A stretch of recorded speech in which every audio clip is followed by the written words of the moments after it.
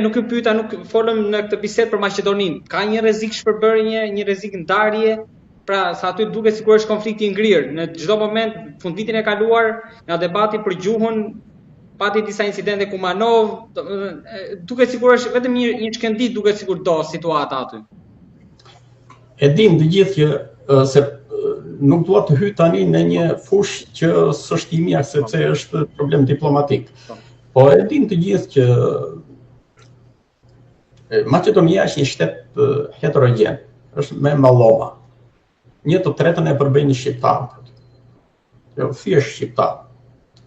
Dhe duhet të gëzojnë të drejtat e tyre si komunitet i rëndësishëm aty me gjuhë me të tjera që me shumë vështirësi i kanë siguruar. Po ka një influencë të madhe politika bullgare, sepse Bullgaria është pretendente e Maqedonisë, që ka ato teoritë e saj që është deri këtu është imja e tjerë e tjerë. Ka një komunitet turk, të tjerë të vegjël që janë aty dhe Maqedoninë e ngriti Evropa sepse i duhesh që të thoshte botës që mund të ndërtohen edhe shtete kështu me malloma.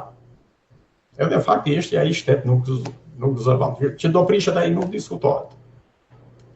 Sepse tani popullsi që kanë qenë shumë herë në armiqësi me njëra tjetrën, i mbledh në krijon një konglomerat për t'i mbajtur urdhë të përdashu, po kjo nuk ka perspektivë. Ju tha që do prishet nuk diskutohet.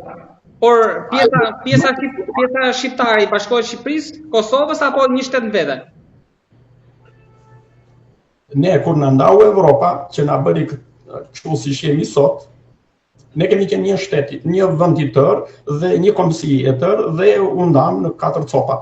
Në takon që të kthehemi prapë atje ku ishim, të mblidhemi bashkë të gjithë. Të kthehen, gjithë popullsia shqiptare të mblidhet. Kjo duhet të jetë perspektiva. A do arrihet kjo duke hyrë në Evropë, kur ne do ta gjejmë veten të bashkuar në Evropë, a në një formë tjetër?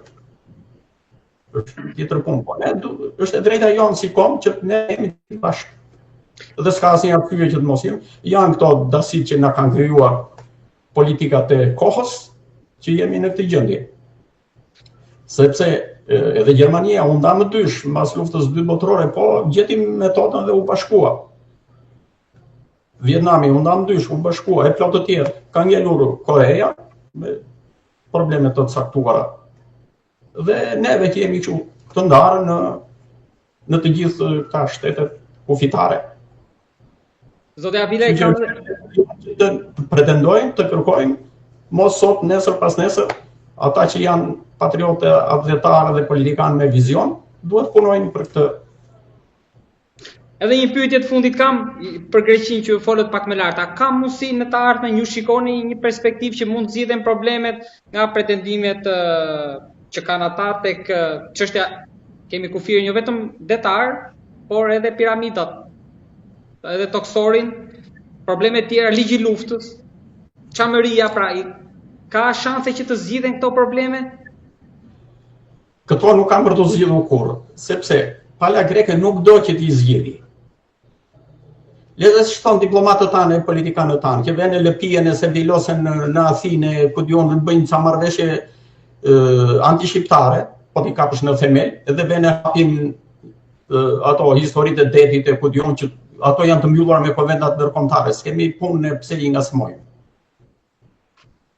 Me konventat ndërkombëtare ne kemi vepruar rregullisht në kohën e monizmit.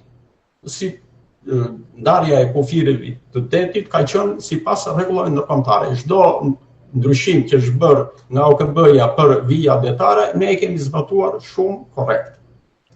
Ne s'kemi pse i hapim telashe vetes, siç bën qeveritarët tanë, që vajten të diskutojnë punën e detit. Ajo është nuk e kemi vendosur ne, ka vendosur bota. Dhe s'kemi pse ndërhyjmë ne. Ato janë vendosur nga OKB-ja. E fundit ka qenë konventa e 1172-shit, zgjerimi i detit deri në nga 12 milë në 15 milë, ku diun, erdhi me vendim të OKB-s.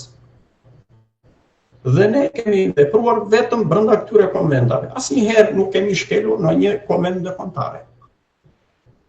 Dhe pretendime që ngër Greku nuk është puna që i ka ngritë sot, se i ka ngritë vazhdimisht dhe do t'i ngrë. Përderisa vajti 80 vjet që ka mbaruar lufta dhe Greku thotë nuk heq ligjin e luftës, shikoj që se çfarë pretendime shka ai, që nuk do të heqë ligjin, nuk e heq për arsye sepse e do si gosht dhe Nasradini ta ketë sa herë t'i dali problemi. Sepse duke patur problemet e brendshme që Çamëria, ku rreth 3 milion njerëz në Greqi flasin shqip. Ata e dinë shumë mirë këto. Dhe u kanë mohuar të gjitha të drejtat shqiptarëve. Nuk i lënë të flasin shqip vetëm në shtëpi dhe fshetas. Ata arvanitasit. Plus problemin e kufirit, mirëmbajtjes së vizë kufitare e tjera. Ata nuk duan që t'i rregullojnë. Dhe s'kan për t'i rregulluar sepse i kanë si thosh pretekst për sherrë të mëdhenshme. Dhe unë habitem me politikën shqiptare që është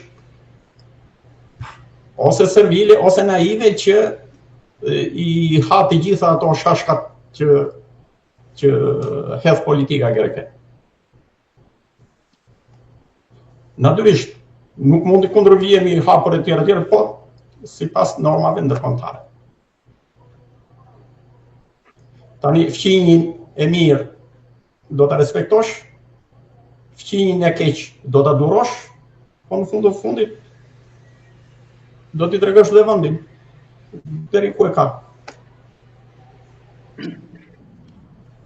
Zotja Abila, unë të falenderoj shumë për të bisedë të gjatë, për gjitha shpjegimet që u dha dhe informacionet, për gjithë pasuri ushtarake që kemi pasur, po për fat keq ashtu sikur e thatë edhe ju, me konstatimin që bëhet kjo klasë politike e shkatroi duke na lënë qeft hapur sot. Të falenderoj shumë. Edhe juve ju falenderit për bashkëpunimin.